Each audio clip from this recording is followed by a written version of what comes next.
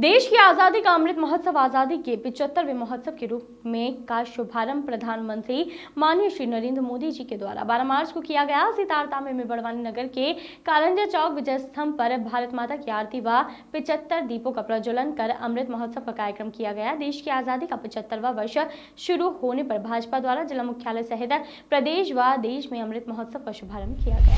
स्थानीय कारंजा शहीद स्तंभ पर अमृत महोत्सव के दौरान विधायक एवं कैबिनेट मंत्री प्रेम सिंह पटेल, क्षेत्रीय लोकसभा सांसद एवं अनुसूचित जनजाति मोर्चा राष्ट्रीय उपाध्यक्ष गजेंद्र सिंह पटेल, भाजपा के वरिष्ठ नेता प्रेम परिहार, मंडल अध्यक्षों और महिला मोर्चा की उपस्थिति में देश को आज़ाद करवाने वाले वीर सपूतों को याद कर श्रद्धांजलि देकर भारत माता की आरती की गई। वहीं लोकसभा के लोकप्रिय सांसद गजेंद्र सिंह पटेल ने बताया कि देश को आज़ाद हुए 74 वर्ष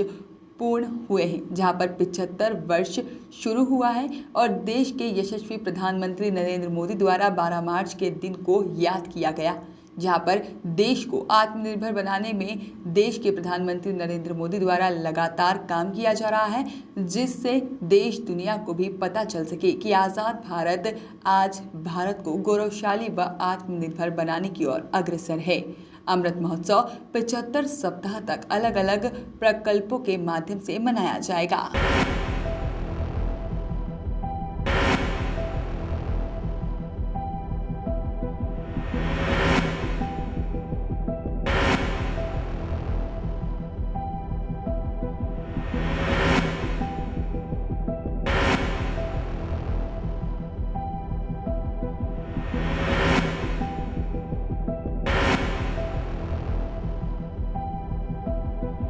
भारत माता की आज के इस कार्यक्रम में हमारे खरगोन बड़वानी के सांसद भाई गजेंद्र पटेल जी, माननीय हमारे वरिष्ठ प्रेम भाई परिहार जी, माननीय हमारे कुमार दादा जी, माननीय हमारे अंकित भाई, यहाँ पर आए सभी मेरे भाइयों बहनों, आज वाकई में इस प्रकार के जो कार्यक्रम हो रहा है ये पूरे भारत में हो रहा है। जिस प्रकार से देश के लिए जो लोग हमारे लड़े हैं, वाकई में उसी के द्वारा आज देश हमको मिला है, क्योंकि पंचा मामा है, भीमा नायक है, खाजा नायक है, ऐसे वरिष्ठ जो देश के लिए अपनी जान गंवाई है, इन के बारे में आज हम सब लोग यहाँ पर उनको श्रद्धांजलि देकर और उनके बारे में माने हमारे संसद जी ने भी सभी बातें बताई। वाकई में ये लोग नहीं होते तो आज हमारा देश गुलाम होता, क्योंकि आज हम सब मिलकर इस भारत देश के लिए आज जिस प्रकार से आप लोग यहाँ पर इकट्ठे हुए, इसी प्रकार से हमारी शक्ति को आजमाया, इसी प्रकार से हमारे लोगों ने जो शहीदों ने इस देश को बचाया है। मैं आप सब लोगों को यहाँ पर आए हैं, सबको मेरी ओर से, मध्य प्रदेश की सरकार की ओर से, भारत की सरकार की ओर से, जिन लोगों ने हमारे देश के लिए लड़ाई लड़ी, इनको भी मेरी ओर से, आप सबकी ओर से श्रद्धांजलि अर्पित करता हूँ। जय हिंद, जय भारत। मुझे लगता है कि देश में जितने घटनाक्रम हुए हैं, उन घटनाक्रम के बाद में देश का आज़ादी का जो बुगुल बजा था, वो हमारे देश के ऐसे कई क्रांतिवीर थे, जिसमें सुभाष चंद्र बोस है, तत्या टोपे है, भगत सिंह जी हैं, और वीर भगवान बिरसा मुंडा हुआ, शहीद भीमा नायक हुआ, ख्वाजा नायक हुआ, झांसी की रानी हो, ऐसे कई प्रकार के क्रांतिवीर थे जिन्होंने देश की आज़ादी में संघर्ष किया है। और इस आंदोलन की शुरुआत इसी 12 मार्च 1930 को साबरमती के आश्रम से हमारे पूज्य बापू श्री महात्मा गांधी जी ने भी शुरुआत करी थी। एक ऐसा आंदोलन जो देश की आज़ादी का सूत्रपात बना, एक ऐसा आंदोलन जो देश की आज़ादी की गति बना,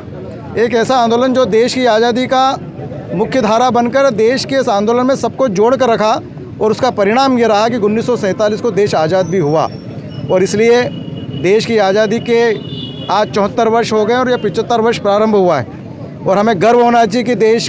की कमान एक ऐसे भारत माता के पुत्र के हाथ में जो देश का नेतृत्व कर रहा है। भारतीय जनता पार्टी का ऐसा यशस्वी प्रधानमंत्री माननीय नरेंद्र मोदी जी के हाथ में, जिन्होंने ये याद किया है कि आज़ादी का 75वां वर्ष प्रारंभ हो रहा है और दुनिया के लोग ये देखें कि जिस प्रकार से इस भारत जो देश गुलाम था, इस गुलाम देश में जिस प्रकार का आंदोलन चला और आंदोलन के बाद में आज़ाद भारत में किस प्रकार की कल्पनाओं को लेकर यह भारत देश काम कर रहा है, उसकी जानकारी सबको मिलना चाहिए। इसलिए 75 सप्ताह तक कार्यक्रम आज से प्रारंभ होंगे और इसलिए आत्मनिर्भर भारत कैसे बने,